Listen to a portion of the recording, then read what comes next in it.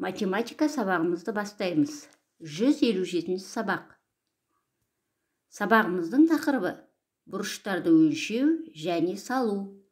Болашаққа көз тастаған фантаз жазушылар. Бүгінгі сабағымыздың мақсаты берілген градустық өлшем бойынша бұрыш, тікбұрышты үшбұрыш, перпендикуляр түзулер сызасын.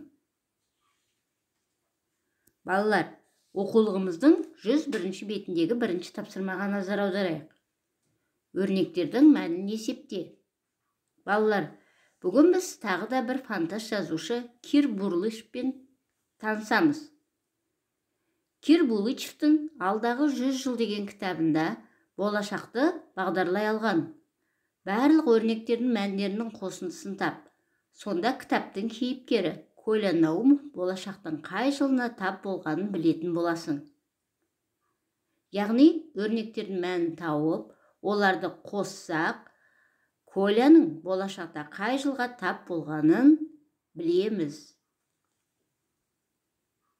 Жарайсыңдар балалар. Екінші тапсырманы орындап болсаңдар, бірінші тапсырманы орындап болсаңдар, екінші тапсырмаға назар аударайық. Бізге бұрыштар берілген. Осы бұрыштарды өлше, бұрыш түрлерін ата. Мысалы, бірінші бұрыш бізде АБЦ. АБЦ бұрышы 135 градусқа тең, ол доғал бұрыш. Қалған екі бұрышты өлшейміз, градустық өлшемін жазып, атауын жазамыз.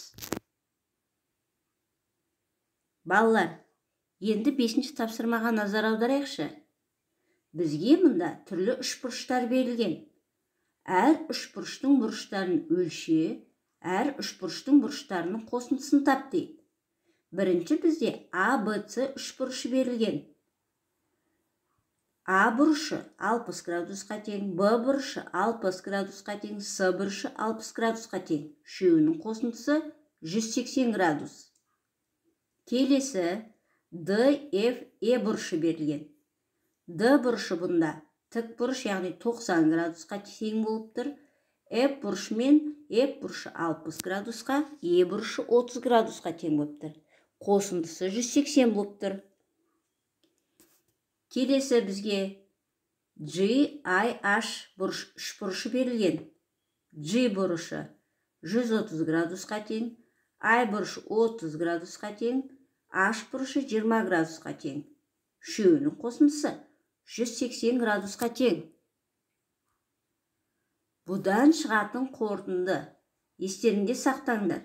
Кез келген үшбұрыштың бұрыштарының қосындысы 180 градусқа тең болады. Кез келген үшбұрыштың бұрыштарын қоссақ, 180 градус болу керек екен балалар.